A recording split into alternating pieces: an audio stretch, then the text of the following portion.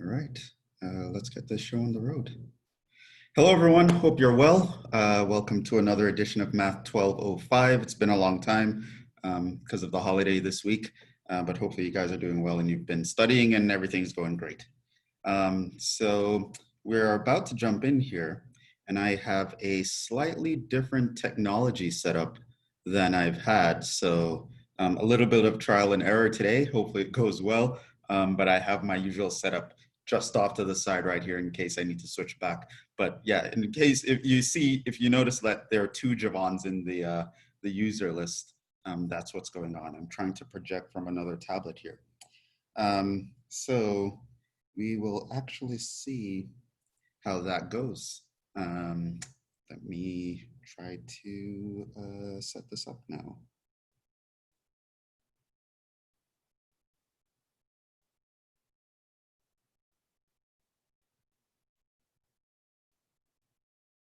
So, it looks like, I think you're seeing my screen correctly? Yes, we are. The OneNote, okay. So, all right, awesome. So it looks like we are working. Okay, cool.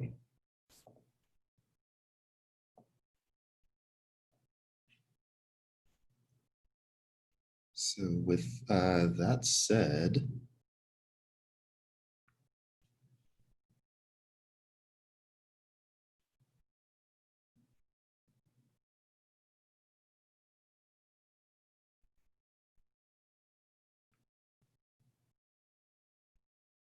okay, all right, let's begin. What you're seeing, of course, is an old lecture. Just wanted to slightly review what we've been doing. So this is fundamentals techniques of integration, which is the topic that we're on right now.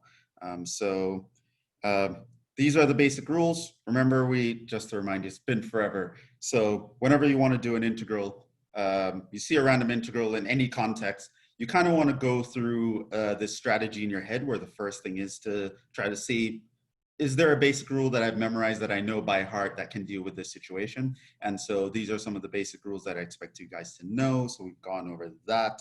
The next thing to do would be to try to simplify to see if you can apply a basic rule. So that's what this example here is about. You know, the x cubed plus 3x squared minus 7 all over x cubed dx. You can actually simplify that, break it into pieces, and you can actually apply basic rules after that.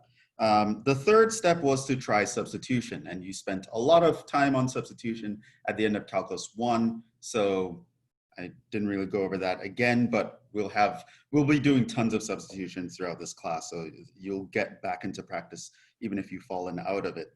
And then we did something that is probably new to most of you, and this is called integration by parts. So there's the integration by parts formula right there, and it is the other formula. It is the formula that tells you how to apply integration by parts. It was basically the reverse of the product rule. So we did a bunch of examples on that, and I believe we eventually got to, well, one thing we spoke about was how to actually choose the parts for integration by parts with Liate. We did a bunch of examples. We did this one, where you notice that we had to do integration by parts 3 times to actually get through to the answer. And then I started with this example. And we realized that, you know, based on what happened up here, we'd have to actually do integration by parts 5 times to get through this one. And that was, not something that we wanted to do. So what we then did instead was I taught you guys a new technique called tabular integration. And it's basically integration by parts, but you do it in a table format. And it's very convenient with especially things where you have to do repeated integration by parts for. However, we did show that it could work in every case that we do use integration by parts. So you do have the option, just so you know, If you like the tabular way of doing integration by parts, you could literally always do it this way. It will work in every situation that the formula will work in. It just, however, it can streamline situations. So we did various examples of going through integration by parts, going over examples that we've actually done before, just to show you that it'll also work. And then we sort of left off with me asking you guys how to actually now do this one. And I also left you guys off with some more examples to try. Hopefully you tried those. But before we move on to the next topic, these are the things that we're going to be going over. So I think, yeah. So that's just a quick recap. And because of Labor Day, we've been gone a long time. So I decided to just spend a few minutes going over that. Okay. Now, hopefully we're all up to speed. Let's go back and finish up these examples. Okay, so don't want that. We are doing x to the 5th e to the x dx. Okay, so maybe someone wants to tell me, how do we do this with the tabular method? So you guys have probably seen or done what it would be like without it. Maybe someone can tell me now, how do we do this? And this is how I'm going to run the first part of this class, because in theory, you guys should have all tried all the examples already. So I'm going to be getting a lot of input from you guys. We should still assign a u and a dv. Okay, how do we assign the u? Using Liate. So okay, we'll look and we'll see that we have an e to the x, which is exponent. So that should be our dv because it's okay, and the other guy is x to the 5th, which is a. A. Right, and so you would choose who as the u? X to the 5th. Right, so the x to the 5th is going to be your u. Okay, all right. So now that you've made that choice, how do we actually get the problem done?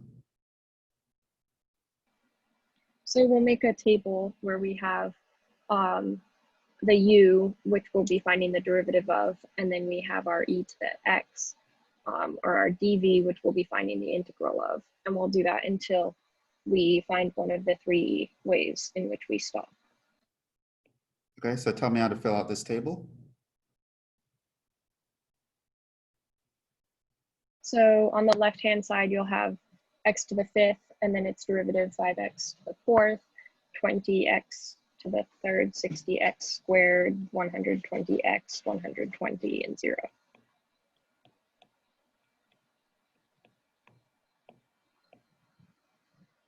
Okay. And then e to the x, the integral just remains the same.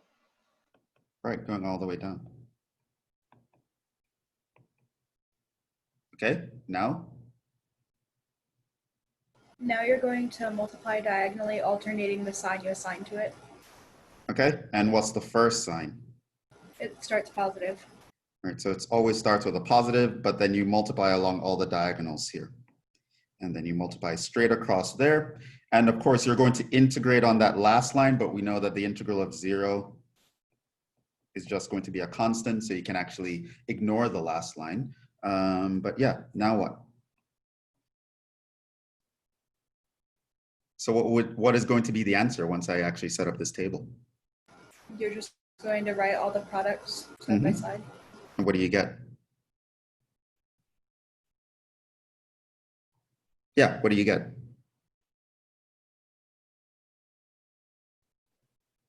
It's going to be x to the 5th e to the x minus 5x to the 4th e to the x plus 20x to the 3rd e to the x minus 60x squared e to the x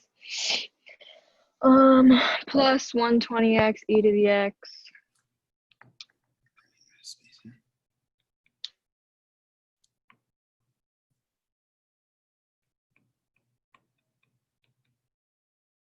and then minus 120 e to the x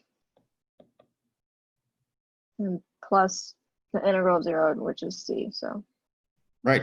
And so that's just going to be e to the x times x to the fifth minus 5x to the fourth plus 20x cubed minus 60x squared plus 120x minus 120 plus c. Do we need to And rewrite it, pulling the e to the x out since they're equivalent? no. I just wanted to, because I wrote it first and it's in 2 lines, I decided to rewrite it in 1 line. So yeah, that was it. And that wasn't actually bad. Was there anyone who actually did this without the tabular method? Did anyone actually do it without? Because you can tell harrowing tales of your experience. Okay, all right. So that was that. Let's move on to the other examples, more examples.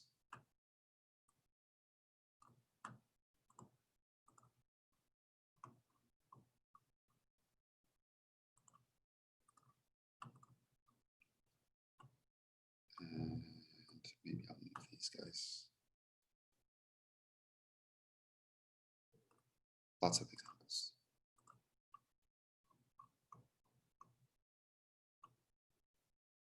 I guess over here. So.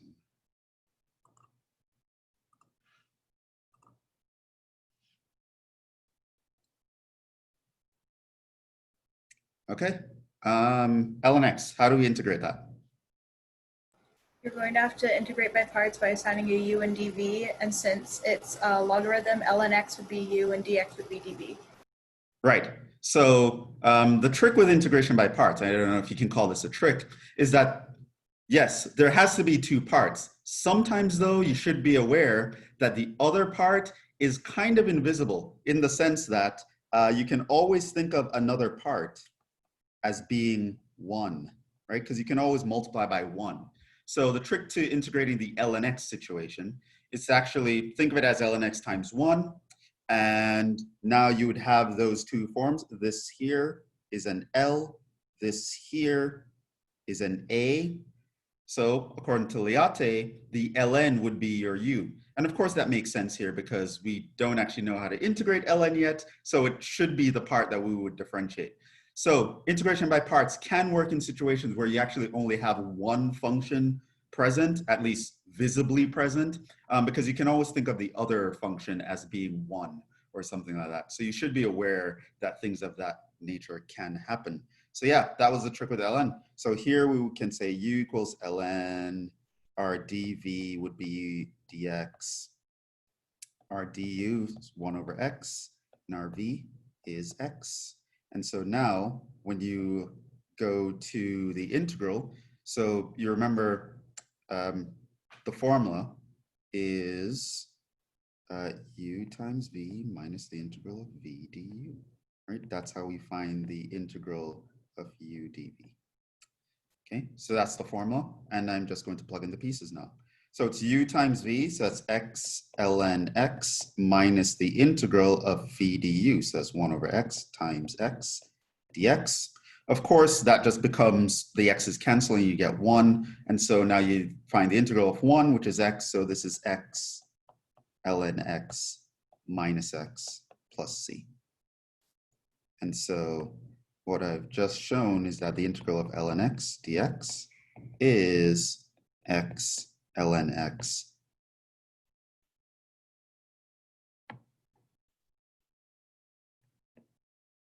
minus x plus c. That is the answer to our example. And the important thing about this answer is that it's actually a pretty important formula. In fact, from now on,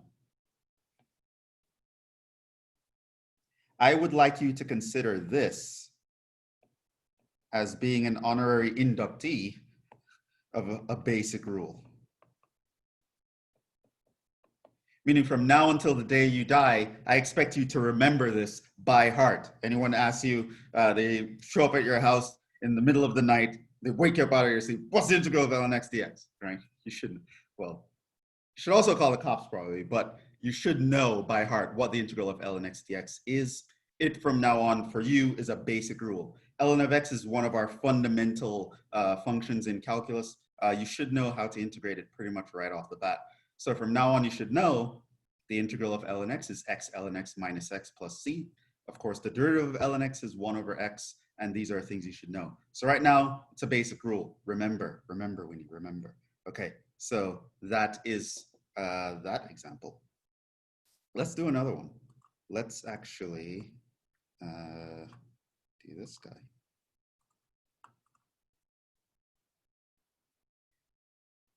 And of course, you know, if I'm saying anything that you don't get, of course, you're allowed to stop me and ask questions. But yeah, integral of sine inverse. How do we do that?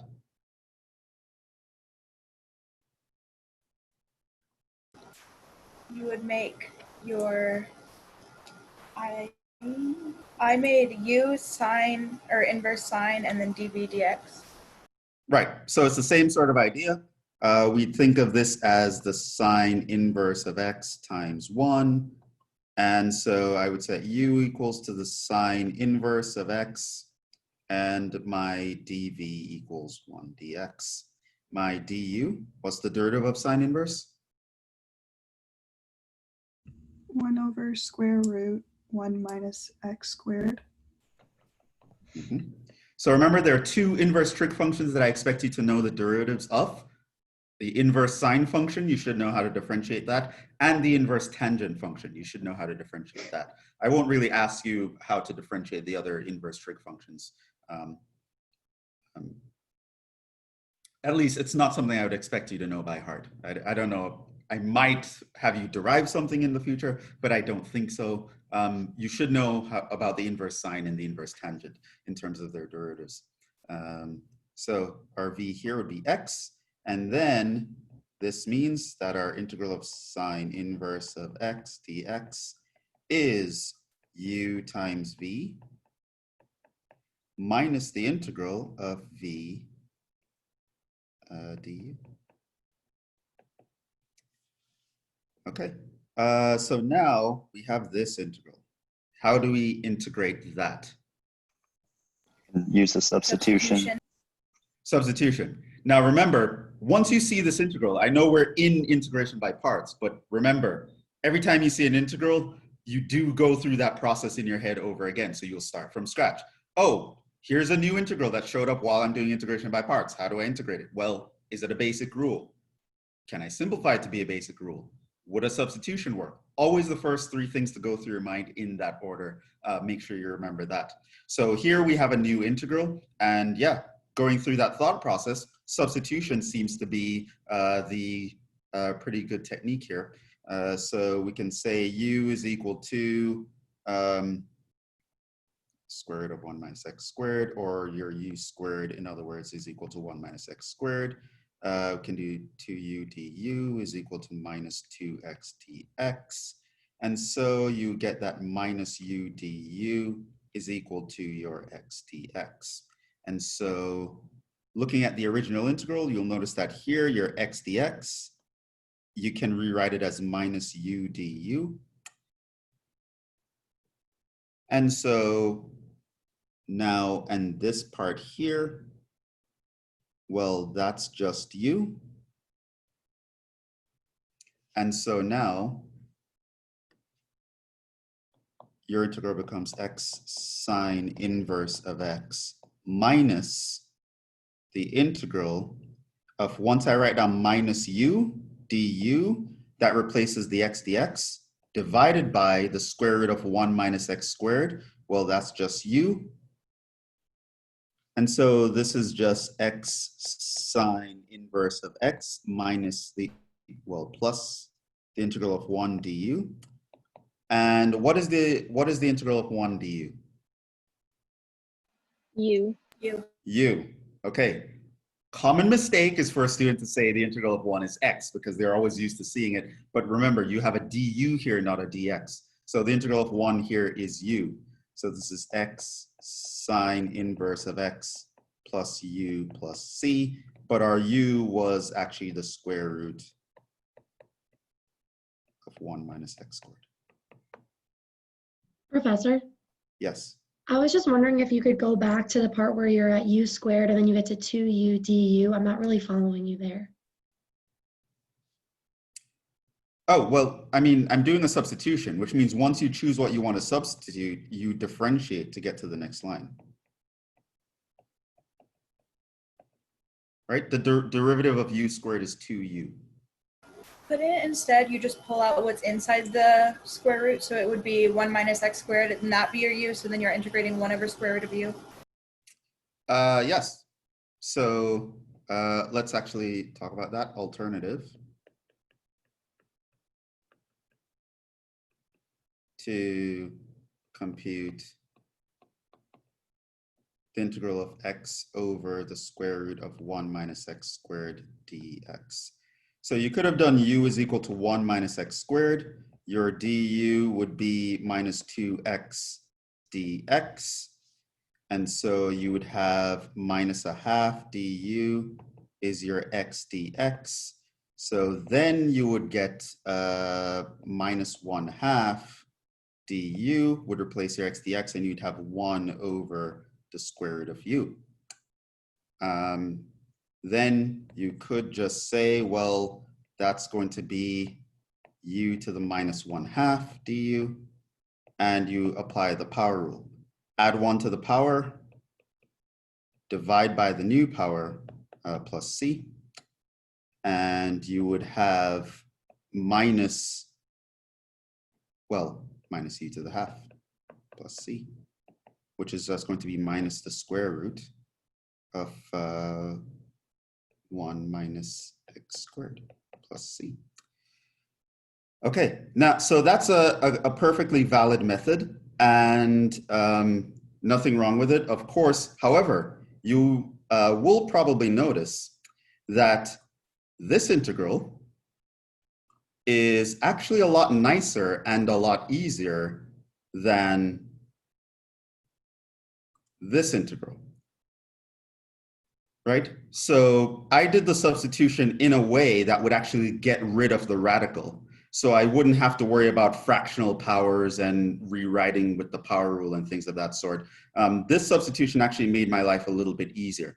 And this is something that we are going to be exploring a lot more, probably not in this lecture, but definitely by next week, is that your substitution, you can actually make tweaks to your substitution that makes your life computationally easier. So for example, if I wanted to compute the integral of x over the cube root of 1 minus x squared, a nice substitution would be u cubed equals 1 minus x squared. It actually allows me to get my substitution in there to make my life easier, but at the same time, it helps me to cancel the cube root. So I won't have to worry about a 1/3 power later on in the day. An okay substitution, it's still gonna work, but it'll be a little bit more difficult computationally speaking. So one thing you can know with your substitutions, you can tweak them. So we can tweak substitutions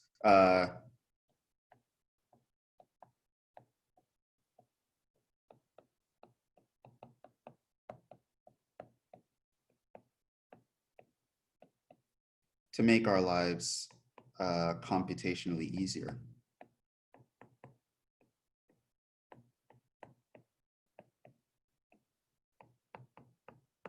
So a lot of people are stuck in this, it's always u equals this, right? And you probably, I mean, you'll survive doing that, but you'll end up working a little bit harder than everyone else. And this isn't even a very complicated integral. So it's like, even with this simple integral here, the difference between having to integrate this, which is just a one-liner, versus having to integrate this, which took me like 4 lines, it'll build up for more complicated integrals, you know, if you have fractional powers all over the place. So just realize that you can tweak your substitution.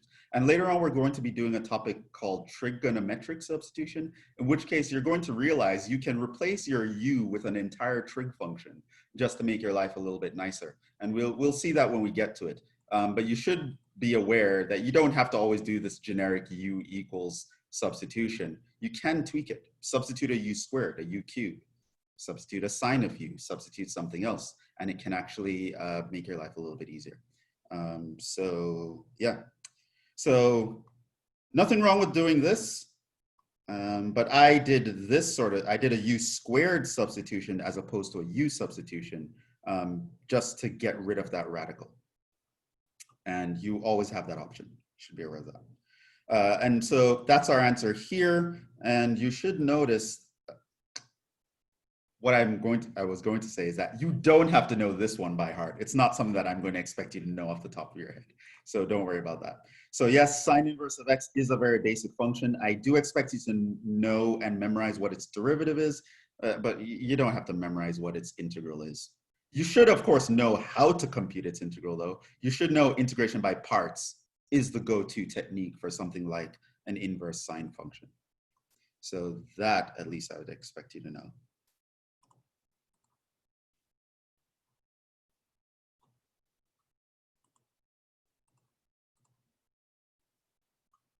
Here is our next example. Ideas? I performed a u substitution before I integrated by parts, where I chose u to be square root of x, and then my du is 1 over 2 square roots of x. Mm-hmm. And then before, in front of my e to the x, I put 2 root x over 2 root x, which equals 1, so that I could make my job easier to integrate by parts. Right.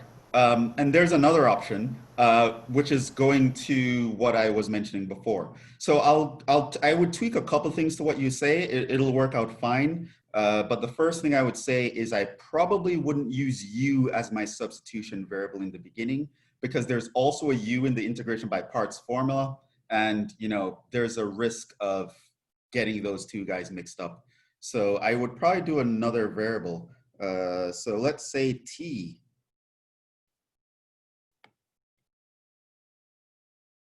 Let's do a t substitution. Set t equals the square root of x. And yes, to get this to work, you are going to have to do something like multiply by a 2 radical x over a 2 radical x e to the x dx. Or I would say is to just actually do the kind of thing that I mentioned earlier. Tweak my substitution a little bit, so that I won't have to worry about what do I need to multiply and divide by to get this thing to work out nicely. It's now a non-issue once I just tweak my substitution a little bit. So now you'd realize that I would just differentiate. And so what this means is that I can literally just replace the dx in my integral with 2t dt.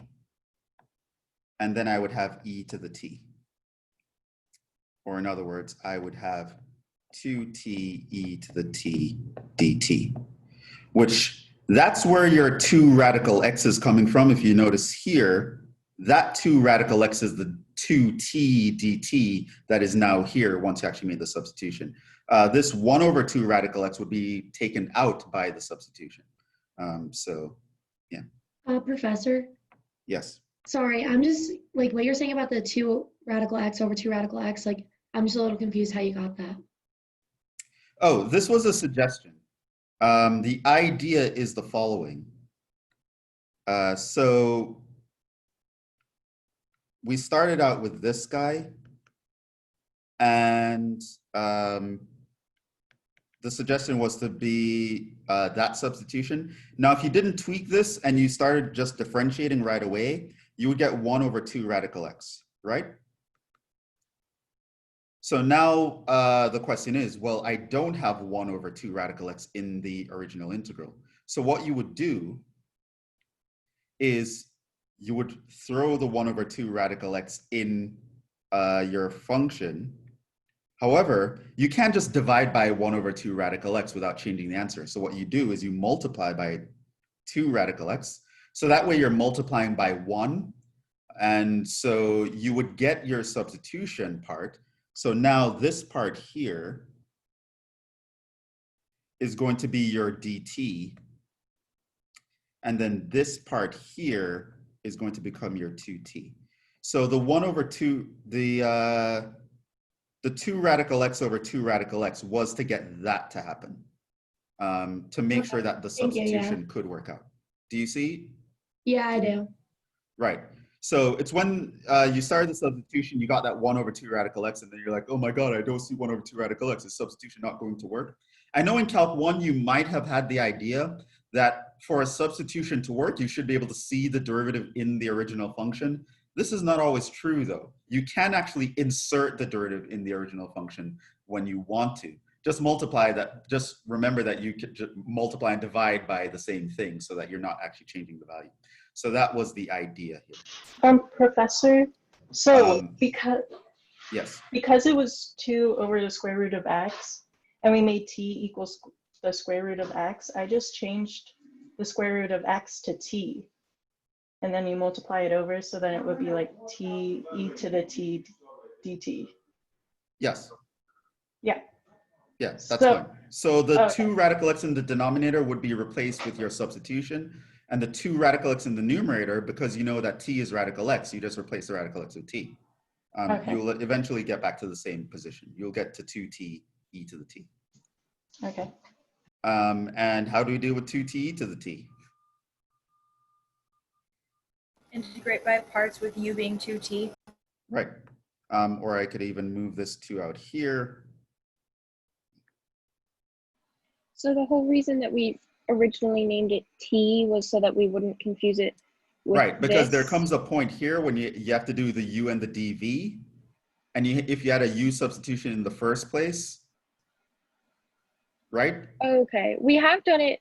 Have we done it before? I feel like we did it last week where we had a u substitution and then we did another one inside of there and we used u for both of them. So I was just making sure that I knew where the t came from. Oh, I don't think we did that. But yeah, I just used t because I didn't want to mix up my u's. Yeah. Thank you. So yeah, so at this point, I would just do a integration by parts. U equals t, my dv equals e to the t dt, du equals dt, and my v equals e to the t. So this would become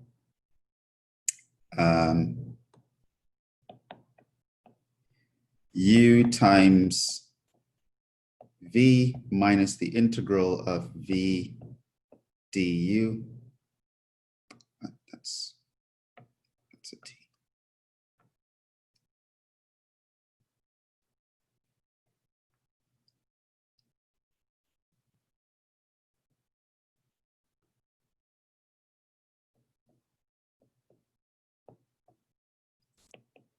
So just 2t e to the t minus e to the t plus c. And then I just replaced my t with what it was. So my t was radical x.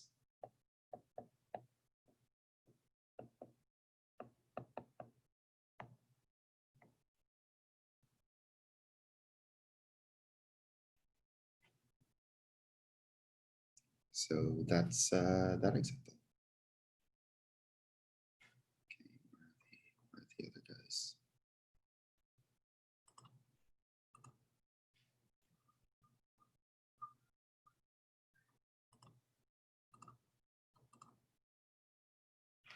Okay, this one.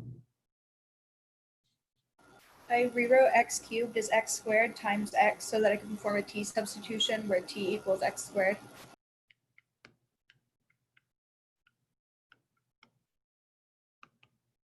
So t equals x squared. And so dt is equal to 2x dx. And so 1/2 dt is equal to your x dx. So now you'd realize in the original that this part here, that's your 1/2 dt. This part here, well, that's your t. And this part here, that's again a t. Professor, Yes. for this problem, I was wondering if when you got to x squared times x e to the x squared, that if you could do like tabular integration at that point, or do you need to do u substitution or t substitution? At which point? Like at the first step you have right there, like you're doing T substitution, but I was wondering if you could also do tabular integration. We could, and we still can, but it's just a matter of would you see it? What would your pieces be at that point? Yeah, I mean, I figured that, like, I guess because x times e to the x squared is already in itself like an integration by parts, and then plus having x squared there, so it doesn't really work.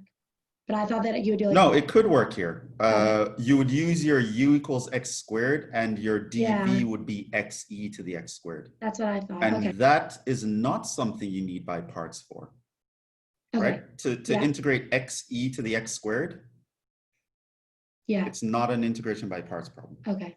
Thank you. But let's actually, and I think the next example is probably going to be a good example of that. So we'll explore that a little bit later. But for now, where are we? So now we got to the point where we can write this just as, again,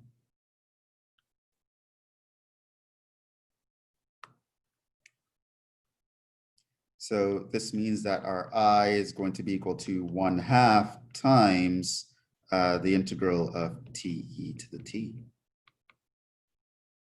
right? Because that x squared here is t, the x squared here is t, the x dx is my 1/2 dt, so we get this. And this is, again, the same guy that we had before, so it's going to be t e to the t minus e to the t plus c. And this time our t is actually x squared.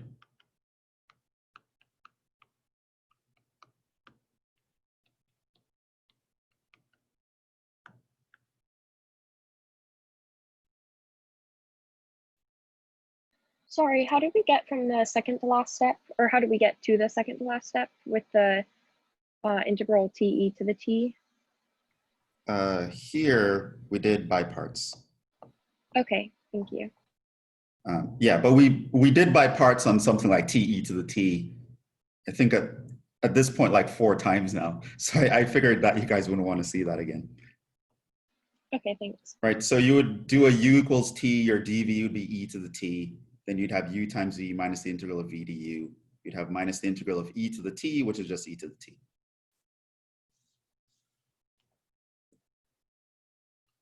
Okay.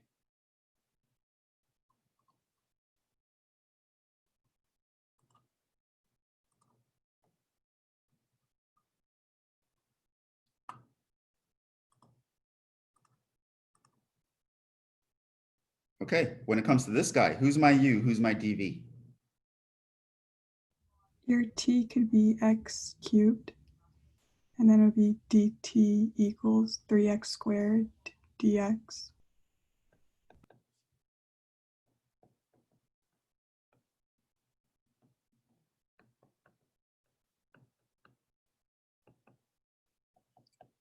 And so what do we get here?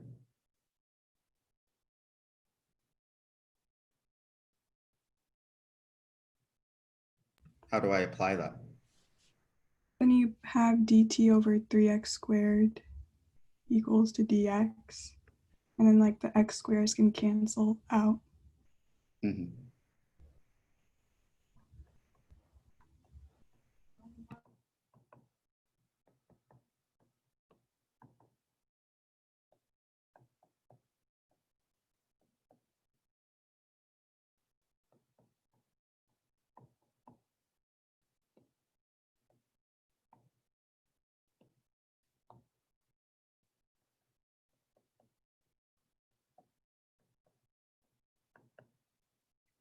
How do we integrate that?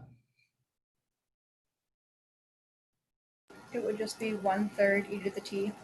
Yeah. So look at that, no integration by parts necessary for this one here.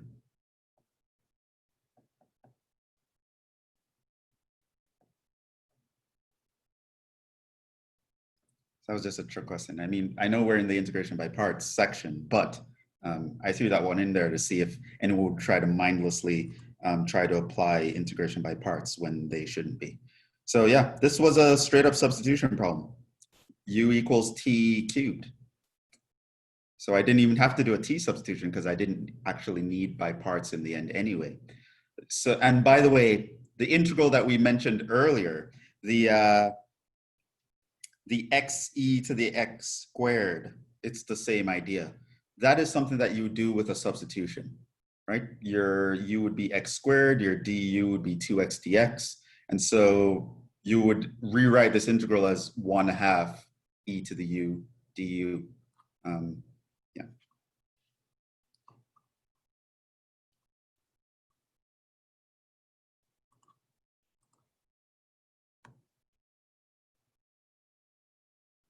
More examples, more examples.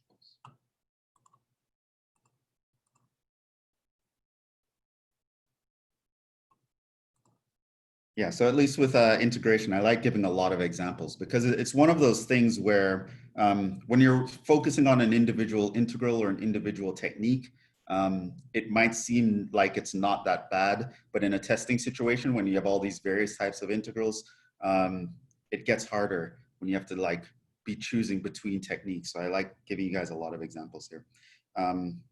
Yeah, this example. Here I did a t substitution where my t was square root of x, and then I also multiplied the interior of the integral by 2 square roots x over 2 square roots of x. And Right. then I also solved my t equals square root of x, so I got t squared equals x. And then I could integrate by parts easier. Sounds like it can work. I'm going to do the other variation where I don't have to multiply and divide by something. But yeah, so this would become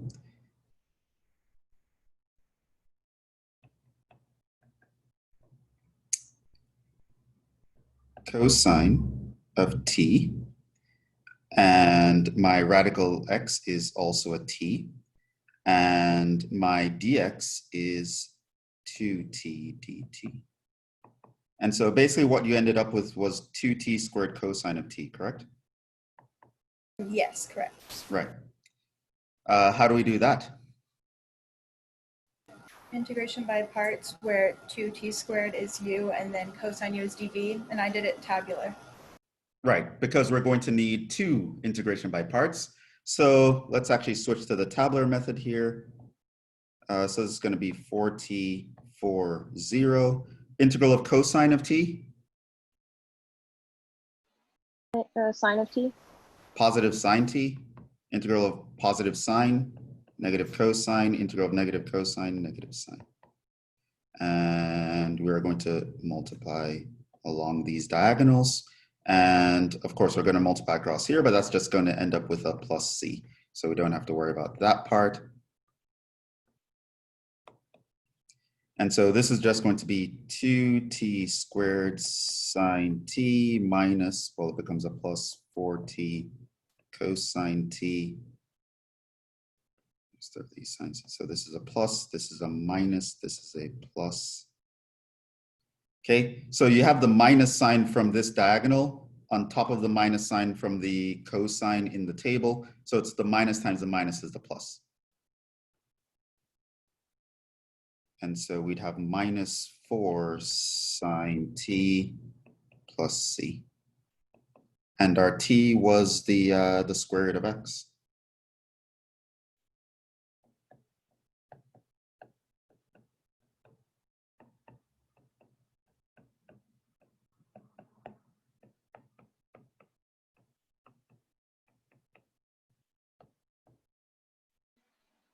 Can we pull out a 2 square root of x for the, or just simply 2 from all of this? You could. Yeah. Thanks. I just don't see any benefit to that here. The entire answer fits on one line and it wouldn't really allow me to cancel anything, so I wouldn't worry about it. But you could.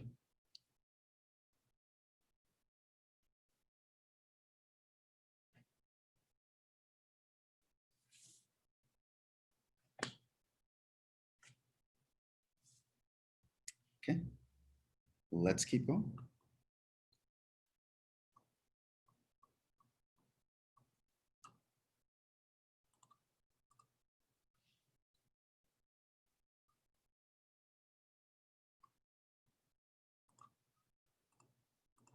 More examples.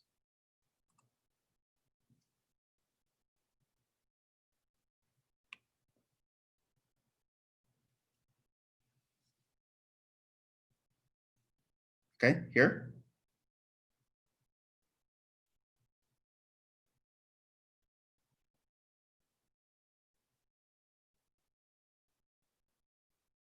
Would you do t substitution? What is t? So I would do x squared. And then, yeah, and then I would also do for the x cubed, it would be like t, oh yeah, I don't know, t squared. For the x cubed, you do what? Would it be like t squared? Oh no, because that would be x to the fourth. So you do like, It I'm would not be t dt. Right. So you think of the x cubed as x squared times x. One of the x's are replaced by the 1/2 dt. The x squared would be t. So, okay, yeah. So here we have the x dx part. That's your 1/2 dt. This x squared here is t, and this x squared here is t. So now the integral becomes 1/2 the integral of t sine t dt.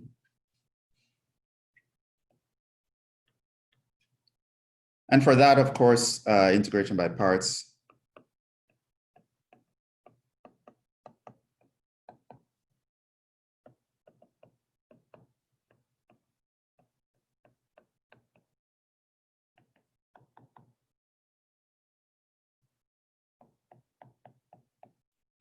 U times v minus the integral of v du.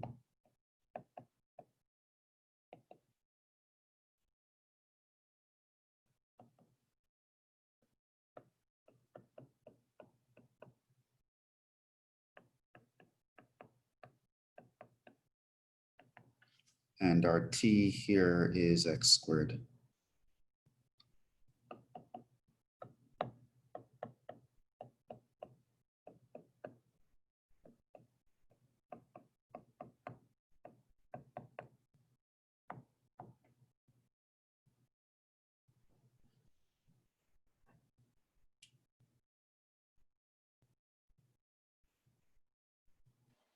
So in this case, it's the x squared and not the cosine squared x and sine squared x, right? It's the cosine x squared.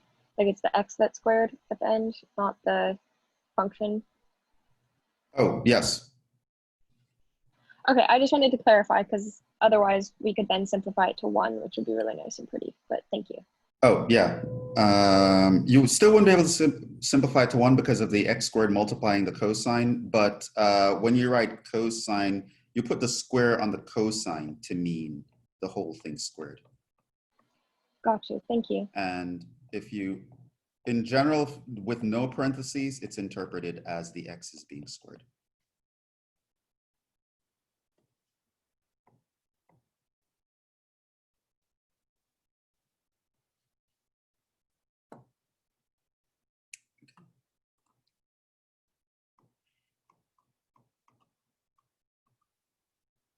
Two more examples.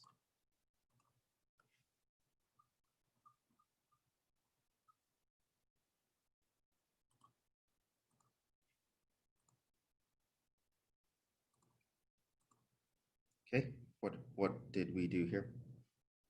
Integration by parts where u is inverse tangent and dv is dx.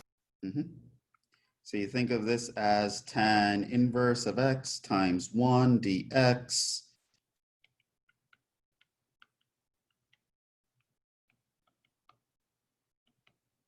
So du, derivative of inverse tangent. 1 over 1 minus x squared.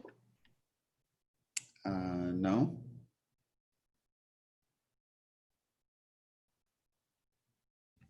I think you're thinking of inverse tanh. Oh yeah, you're right. Sorry about that. So this is just regular tangent inverse tan. What is it? 1 over 1 plus x squared. 1 over 1 plus x squared. Oh.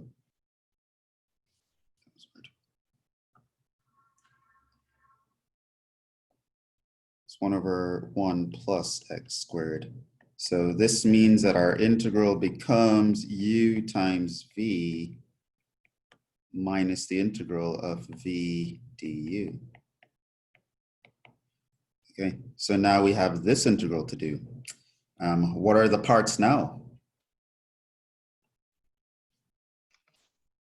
Can't we just do a substitution with u being 1 plus x squared and du being 2x dx? Yes, that's exactly what we do, right? So it's not a substitution integral. Hopefully you didn't try that.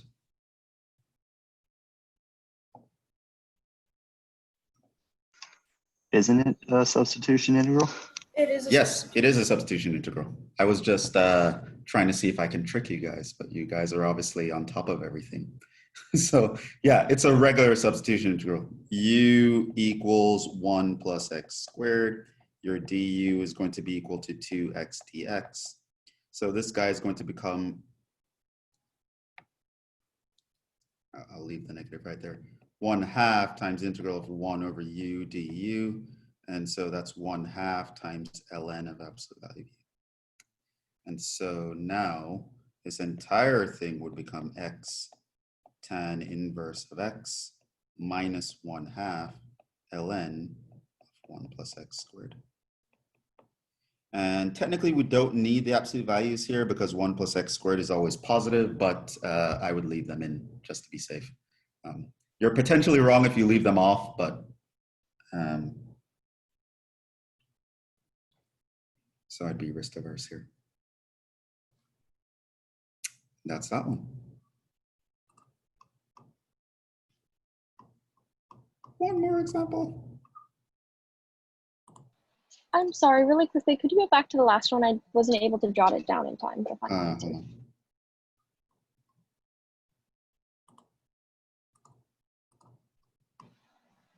Thank you. That.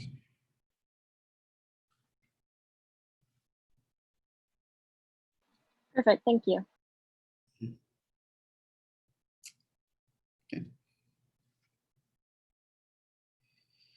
Okay, so this one looks really crazy. What are the parts here? You don't need to integrate by parts. I just split up the numerator over the denominator. So I had x squared e to the 2x over x squared plus the integral of x over x squared plus the integral of 1 over x. Yeah, Jhevon's trying to trick us again, but we're too smart for him. Okay, yeah, it's one of those just simplify things.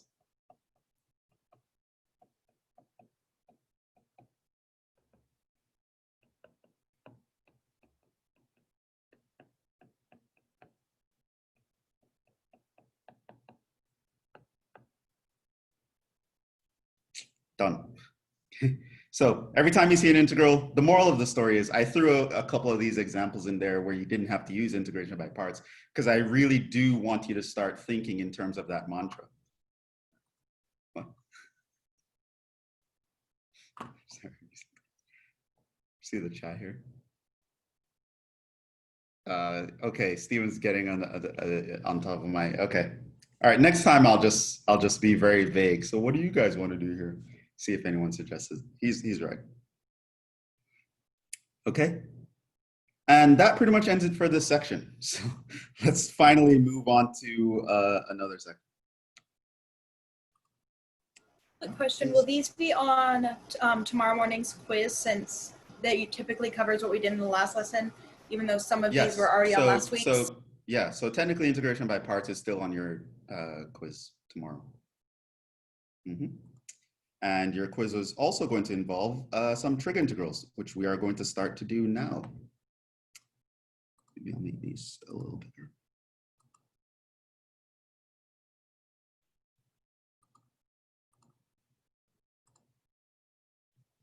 Okay, so we're going to go into the next section, 7.2. No, it feels like forever, and we've only been doing 2 sections, but I guess that's because of the holiday. Our first lecture was just an intro class. But yeah, so we're going to do a section called trig integrals. And for this section, it's not really learning a new technique, so to speak. It's actually just applying things that we already kind of know in different ways. So in 7.3, we're going to do something called trig substitution, which is actually a whole new technique. But in 7.2, actually, we just learn how to deal with various situations when integrating trig functions.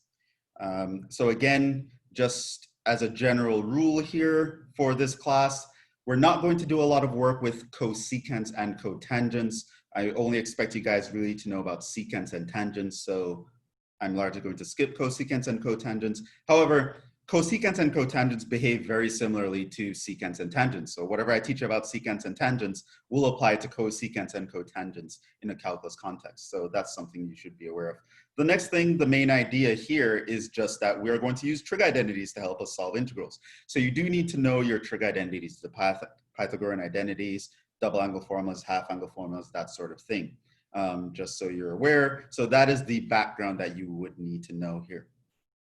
But for the remainder of this section, it's nothing really new that I'm going to teach you. I'm just going to teach you strategies for dealing with trig functions. And I figured that we'd actually just sort of jump right into examples here. So we're going to start off with a couple examples.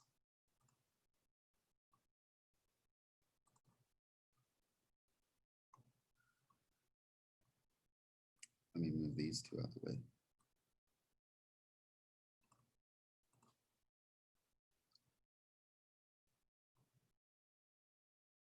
So let's actually just jump in the deep end here. Tell me about how you would deal with the integral of tangent squared. Ideas? Couldn't you Split it replace that with absolutely. secant squared minus 1?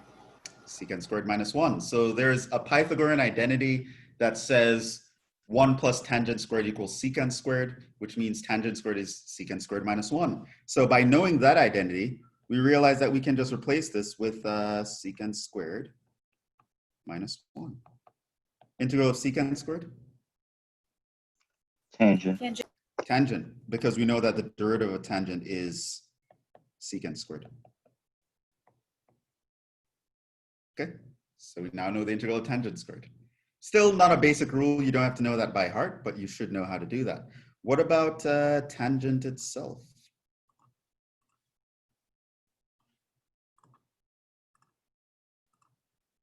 Integral of tangent, how would you do that one? Can you rewrite it as sine x over cosine x and then do a u substitution?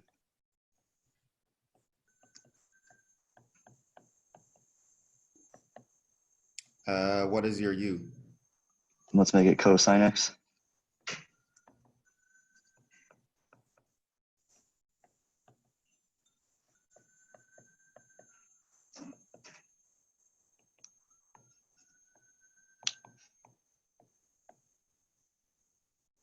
So we would get minus ln of u. So this is minus ln of cosine x. So this tells us that the integral of tangent is going to be a nice way to write it without a negative sign is just to put it as that. And this is yet another one that is not just the answer to this example. It is something that I expect you to now know as a basic rule. I believe it was already in the basic rule, the basic rules that I gave you in the beginning of the other section. But yeah, you should know that. Or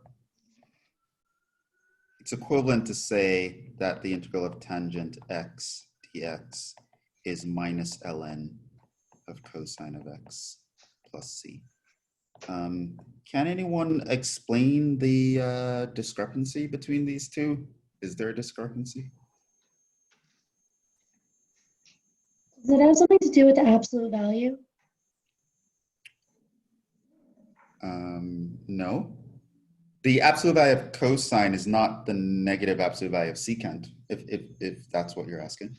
No, I was saying because like, so the ln of secant is always going to be a positive number, but this one is always going to be a negative number. Does it have to do with where we are on the unit circle? No. Wouldn't it be because in logarithm rules, you can put that negative in front of the ln up as a -1, as a -1 Right. exponent?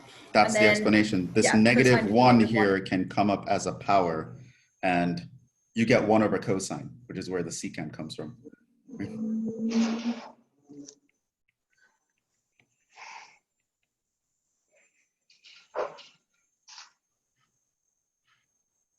Okay.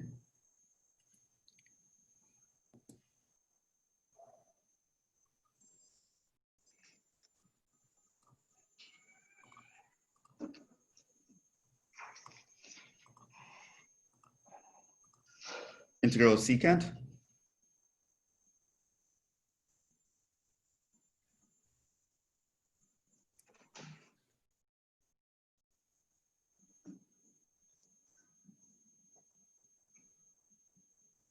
Would you be able to do the 1 over cosine and then take the integral of that? So if I wrote this as 1 over cosine, and what would I do with that?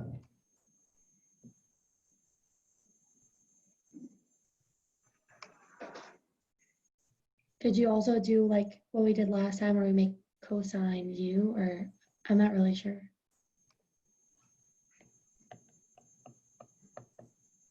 Our d would be minus sine of x, yeah?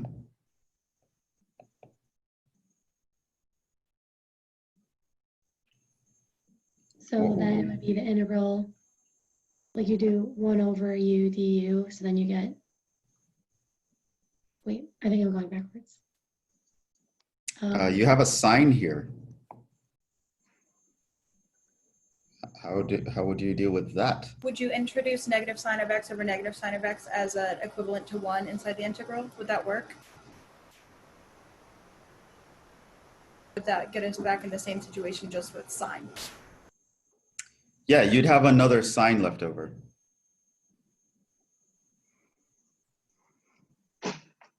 Right? Because even if you did negative sine x over negative sine x, 1 over cosine x dx.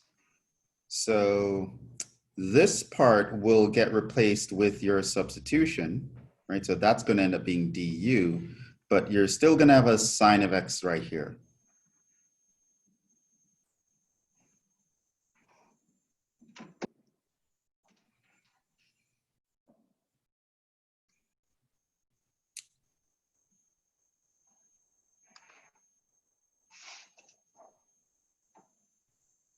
What do we do? So it turns out that the way to do this one, there are actually several ways to do this integral, and I'll probably talk about other ways later on. So another thought that some of you might be thinking is, maybe I can just replace the sine of x with the square root of 1 minus cosine squared, which might be a thought. Then you would have to realize that you would need to know, well, first of all, do I take the plus or minus is going to be one thing, plus or minus square root of 1 minus cosine squared. But then you'd have to realize you'd have to be able to integrate 1 over u times the square root of 1 minus u squared, which at this point, I don't think you actually know how to integrate either. So this is kind of a dead end at this point. It was a good suggestion though, very straightforward suggestion. However, it's, yeah, it's not gonna work. It turns out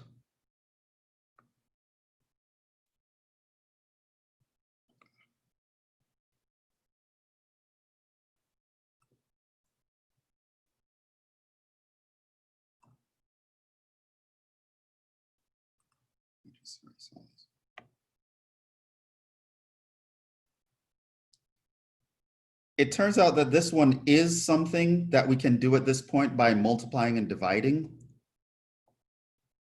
But it's actually going to be multiplying and dividing by this weird thing that very few people would actually come up with in the first place. So I'm actually going to just tell you the trick here.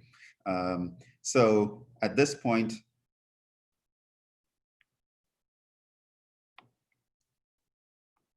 here's the standard, it's actually the standard way to integrate secant, believe it or not, is to realize that you can actually do something like this. multiply and divide by the following expression.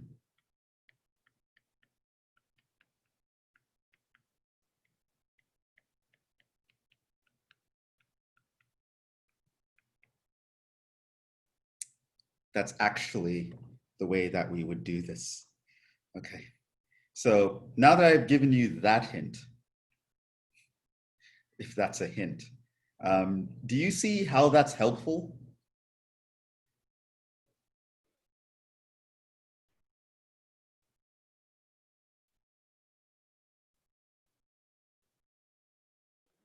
Yes. Uh, Is it how- because then you'd get secant squared x in there, and like if you were to do a substitution, then the derivative of tan x is secant squared x? Oh, never mind. you'd have that.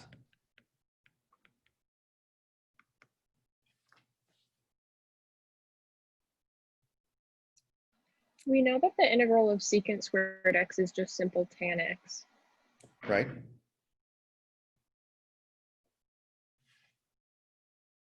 But we don't just have the integral of secant squared. We have secant squared plus something all over something.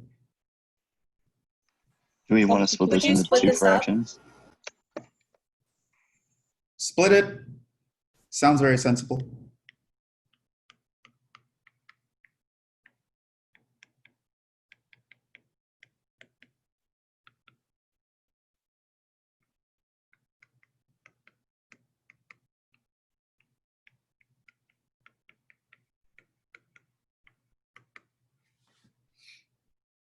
Now what?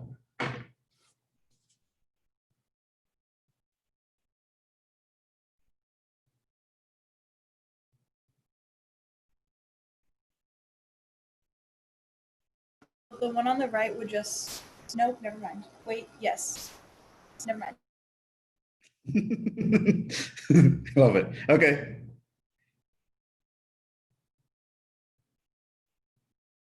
All right, I'm not going to do this anymore to you guys. Splitting it is actually not the way you want to go.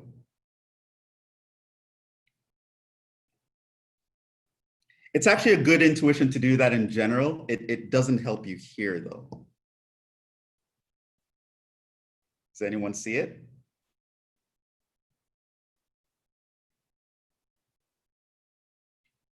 Is secant x, tan x a trigonometric identity? You mean to rewrite that as something else? Yeah. I don't think so. Okay. But secant x tan x should be familiar some other way. So who's the first to get it? Derivative of secant? Secant x tangent x is actually the derivative of secant x. That is correct. How does that Isn't that the help? whole thing that we're trying to find right now? Or wait, no. No, we're trying to find the integral of secant. Oh, that's sorry. Okay, yeah, sorry, my brain shut off. Okay, we're good. But yeah. So we do know that the derivative of secant is secant x tangent x. Yeah.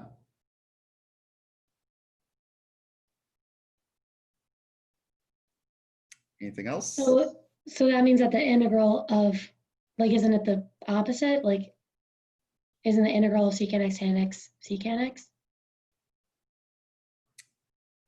Yes, the integral of secant x tangent x dx is secant Okay. x. Yes. Yeah. Does that help? Yes, It's yes. it's still kind of muddled up in the whole equation, isn't it? Yeah, it's muddled up. Yeah. So And you it's could not like simplify it's it though, right? how. Like if you, no, okay. Because I was gonna say if like that became secant x and then the integral of secant squared x, but then you have to do the integral of the denominator. Never mind. Yeah, so we can't split an integral across the numerator and denominator. So yeah, the fact that there's all this other stuff going on, can't really isolate it. Does anyone else see something? Would you be able to pull out the secant x in the numerator and do secant x times secant x plus tan x? Well, that's where we're coming from. So the previous line looked like that. right? Like the secant x was actually factored off.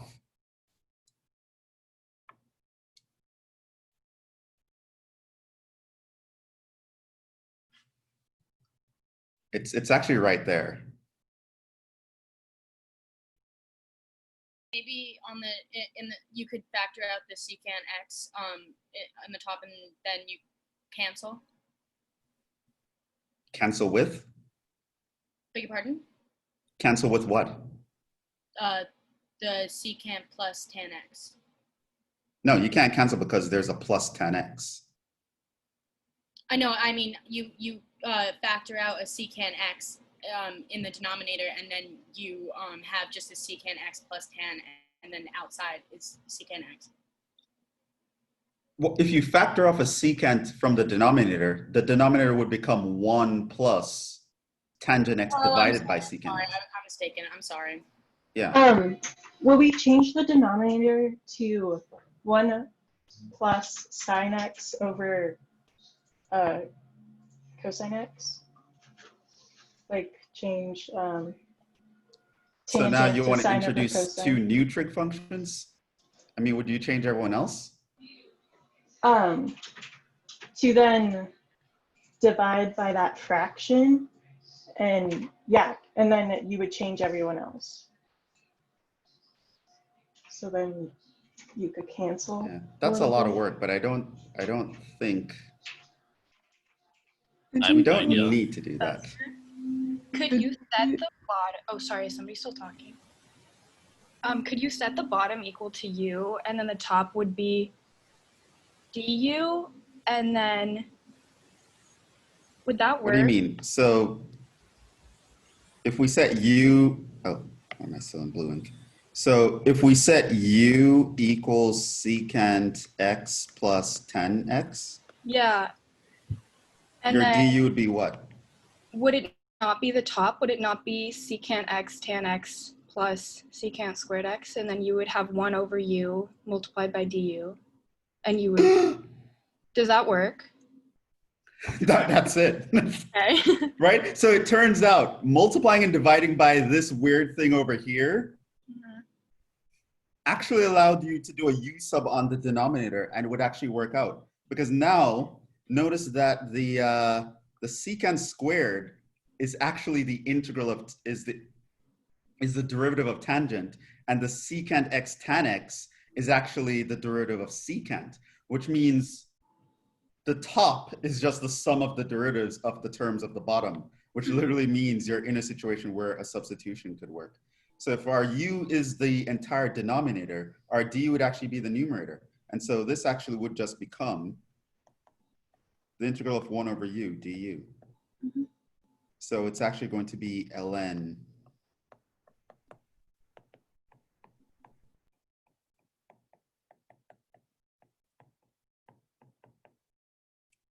that's our guy. And yeah, oh, it's finished just in time. Another basic rule. Secant, very basic function. You should know what the integral of that is by heart.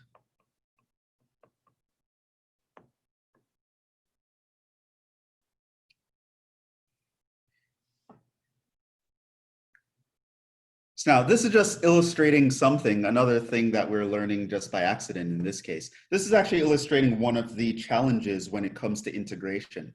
So by comparison, if you haven't realized already, differentiation was actually a lot more straightforward. The suggestions that I was getting earlier in this problem, they were actually very sensible suggestions. It actually made sense to make all those suggestions, but it turns out they just didn't work. It turns out the nuances that can be involved in integration can be very strange. So that's why it's going to require a lot of practice. That's why I want you to think in this overall strategy that whereas when it came to differentiation, you never had to think about any strategy really. You just knew, oh, I have 2 functions multiplying, it's the product rule. If I have a division, it's the quotient rule, right? When it comes to integration, it's actually not so clear.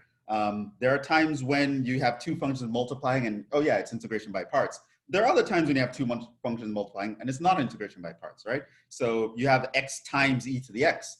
That's integration by parts. If you have x times e to the x squared, now it's a substitution, right? the rules are kind of a little bit more nuanced in their application. Integration is actually a lot more challenging than differentiation in general. And sometimes you can have very sensible strategies, but they don't quite pan out. And then it's just doing something like out of the blue, something like totally creative, some out of the box thinking. And suddenly it's actually not that bad once you start thinking down the right path.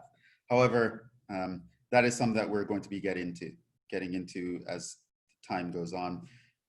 What we're going to do, I think we're actually out of time, but what we're going to be doing in the next class is we're going to start looking at some trig integrals in some other scenarios, like powers of sine time powers of cosine, powers of secants time powers of tangents, and various little mashings of that type. So I will leave these guys in the notes for you guys so that you can actually look through them, maybe try some of these problems ahead of the next class. And so we will actually stop there. Will there be any of these trig problems using trig identities on tomorrow morning's quiz? Yes. Okay, just basic ones like the ones we did, or do we need to practice like these more complicated So ones? right now, I expect you to know how to integrate secant, tangent, tangent squared, and maybe even use that in something else. So at this point, I should be able to ask you to integrate something like, I don't know, x times secant x. And I should expect you to be able to do that because that would involve integration by parts, but at the same time, you'd have to know how to integrate secant, right? It's like a combination of both. Come again? Like, so it'd be a combination of both, like what we reviewed today and then what we just did? Yes. Okay, thank you. So as for the bonus, I can give you some problems of this type, which I'll leave in the PDF of the notes because I'd actually like you guys to try some of these examples. And the next topic would be trig substitution.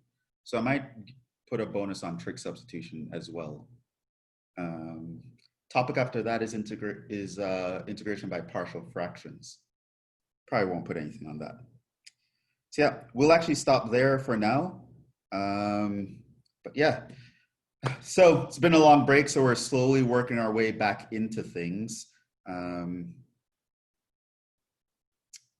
So yeah, but hopefully that was fine.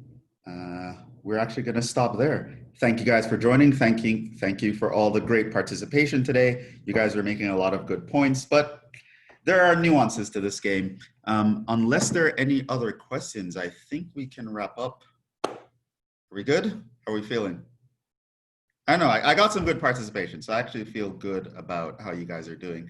And there were some topics that I was thinking of skipping over, but I don't know. You guys made some great suggestions, so I'm thinking of throwing back some challenging topics in there that I wasn't planning on doing. See, I feel like you guys can handle it. I really like this class, actually. You guys have some good suggestions. All right, that's it. Have a good weekend. Have fun in the quiz tomorrow. I will see you guys next time on Monday. You can shoot me emails if you have any questions, but for now, we'll wrap up there. Thank you. So, Thank you. thank you for joining. Thank you. Have a good night. Thank you. And take care, everyone. I'll see you guys in the next one. Ciao.